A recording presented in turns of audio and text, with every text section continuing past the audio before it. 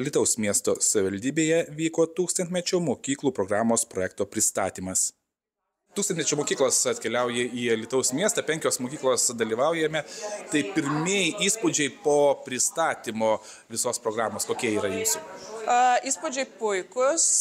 Išgirdome labai aiškiai, kad savivaldybė ir mokyklos turi jau žemą startą ir kad labai laukia, kada pati programa startuos.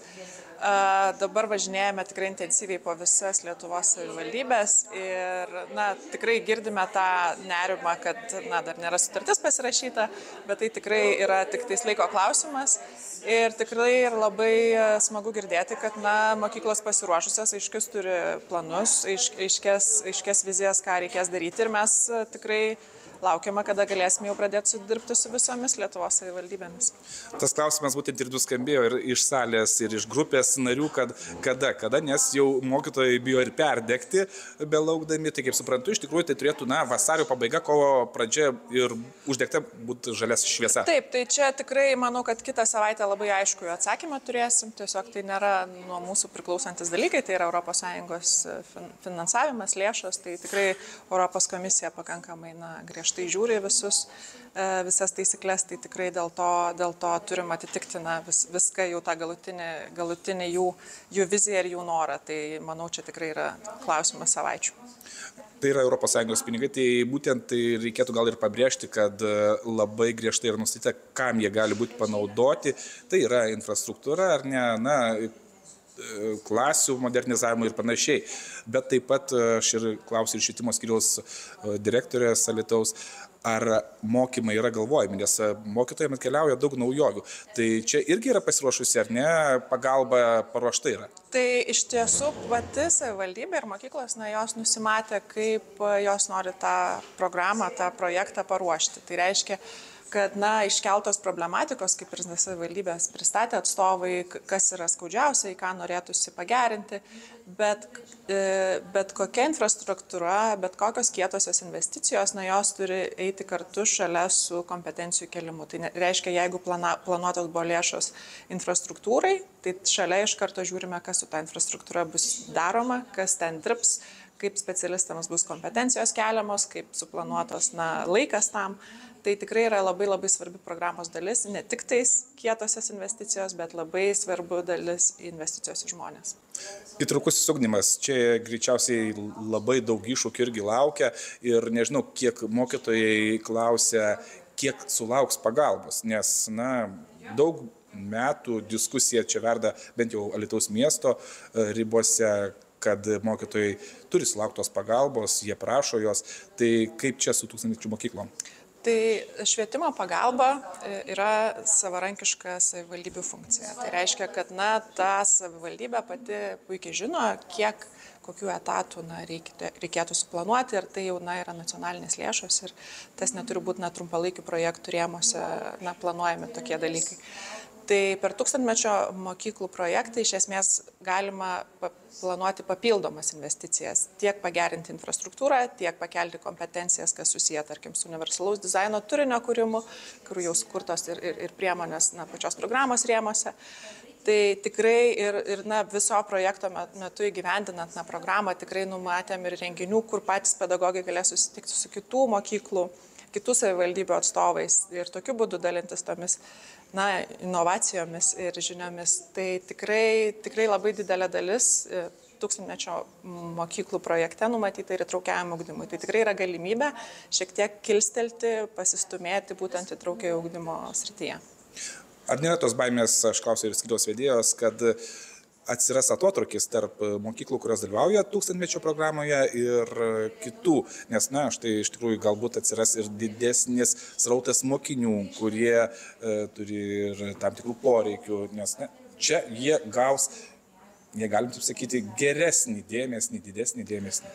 Aš nesutikčiau su tuo tikrai, nes, kaip sakiau, tiesiog savivaldybė labai plačiai mato, kokia situacija yra pačiose mokyklose ir tai yra tik viena iš programų. Tai reiškia, kad savivaldybė žino, kurioje vietoje, kuriai mokyklai reikėtų pastiprėti, mokyklos pačios iškelia tas problemas ir tikrai nebus taip, kad vienos mokyklos gauna viską, kitos nieko negauna. Kaip sakiau, ta tinklaveika yra vienas iš bazinių principų. Tai tiesiog galimybė pasistiprinti visai savivaldybei. 2,5 milijono atkeliauja Alytaus miesto savivaldybė, tai yra didžiuliai pinigai, sakykit, ar yra numatyti kažkokie laiko tarpai, kaip atsiskaityti, ar bent jau apsikeisti informaciją, kaip pavyksta įsisavinti tuos pinigus, nes būtų gaila juos prarasti iš tikrųjų, o tikslingai įsisavinti irgi nėra taip paprasta.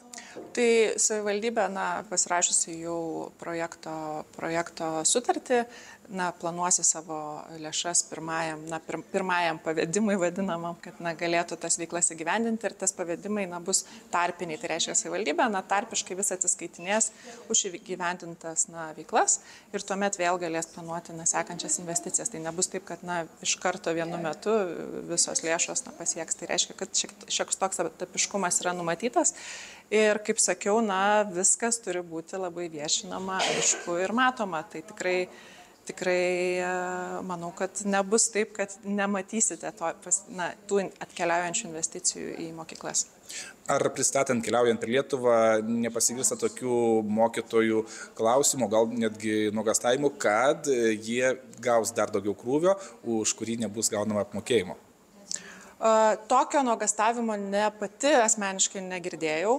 Tai tikrai negalėčiau kažkaip komentuoti šito fakto ar dalyko, bet kaip sakiau, kad daug labai priklauso nuo savivaldybės, dėl to ir pats planas yra savivaldybės rankose ir ką sakiau dėl pačio įtraukiojo ugdymo ir švietimo pagalbos, kad negalime planuoti švietimo pagalbos projektinėmis lėšomis, nes tai projektai baigėsi, o tai yra ilgalaikiai procesai.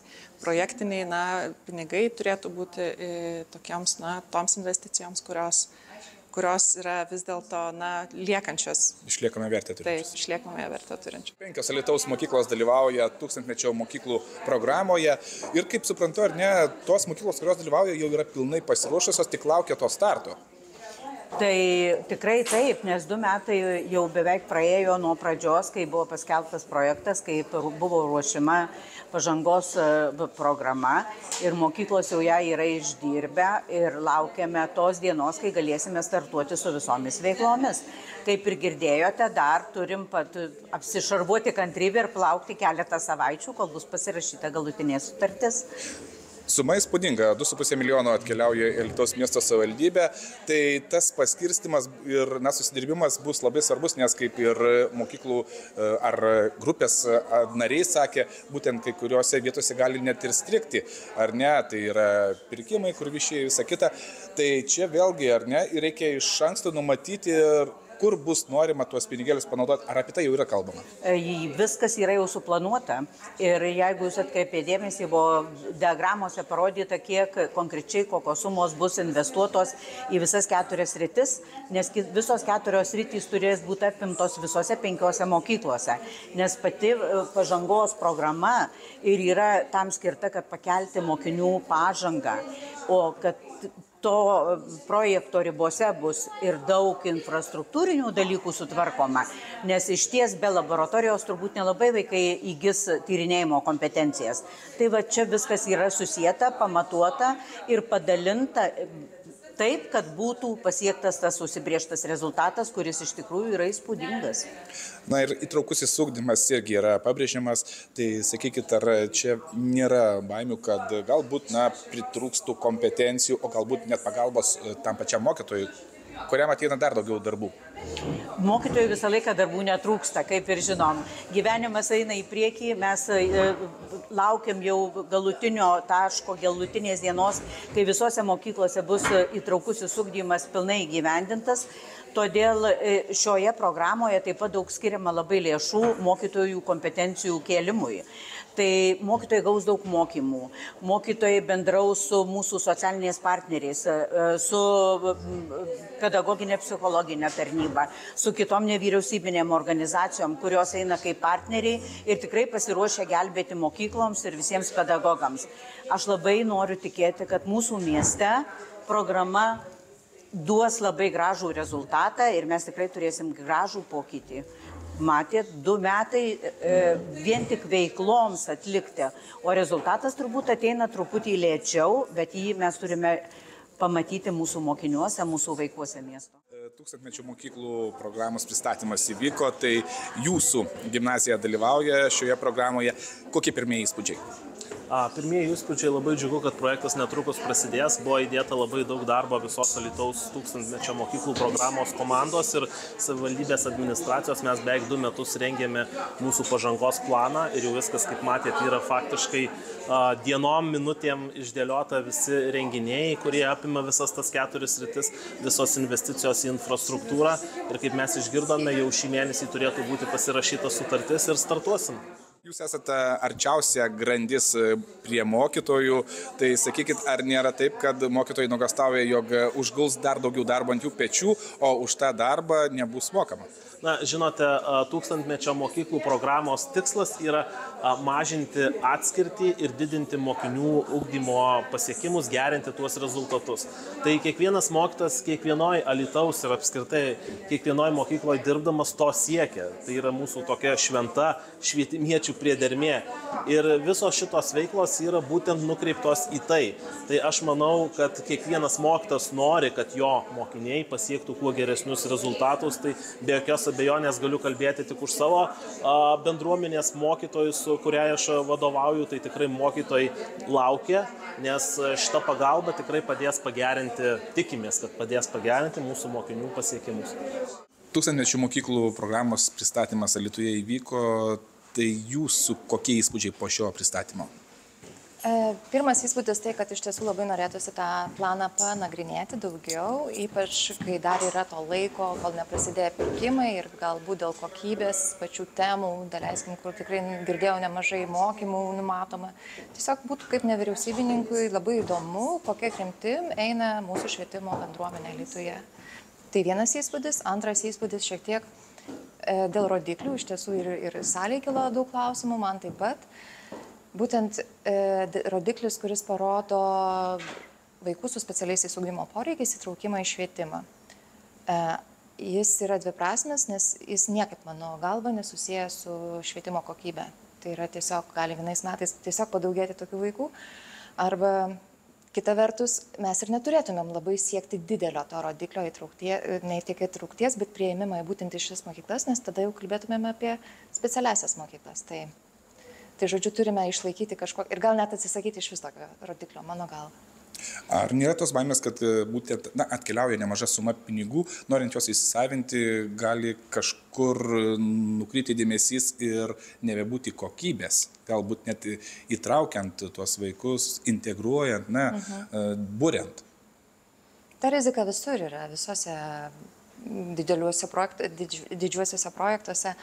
Na, tai mūsų kaip nevyriausybininkų galbūt vaidmuo tame būti tiesiog partneriais ir aš paraginčiau savivaldybę kviesti ir nevyriausybinį sektorių į partnerystę, ne tik socialinius partnerius iš švietimo srities ar iš kitų, kaip girdėjom, neįgaliųjų komisija būtų kaip partneris, bet ir tiesiog tas veikiančias nevyriausybinės organizacijas, tėvų organizacijos, kurios galėtų kažkiek ir savotiškai prižiūrėti ar kokybę, ar reikalavimus kelti tiem patiems mokymams ir jie būtų tie geriausi arbitrai, kurie atsakytų, ar tas kokybiškas įvyko pokytis jų gyvenime per vaikus. Tas įtraukusis ugdymas labai svarbus dalykas ir vartant knygą, kurią čia būtent pristatė, tai irgi buvo pabrėžta, kad labai svarbi yra grandinė. Tai yra nuo mokyklos vadovo darbo su pedagogais, pedagogų darbo su mokiniais, mokinių tėvais. Kaip jūs matot, kokioje situacijoje yra dabar Alytaus švietimas toje grandinėje ir bendravime su tėvais būtent, nes kad įtraukti visus, taip pat, kad šviesti ne tik mokinius, bet ir tėvus, nes tai yra vienas svarbus, labai svarbus dalykas, nes tenka išgirsti, kad tėvai vis dar labai yra šitoj vietoje, jeigu galim taip pasakyti, kai kurie neišprusę.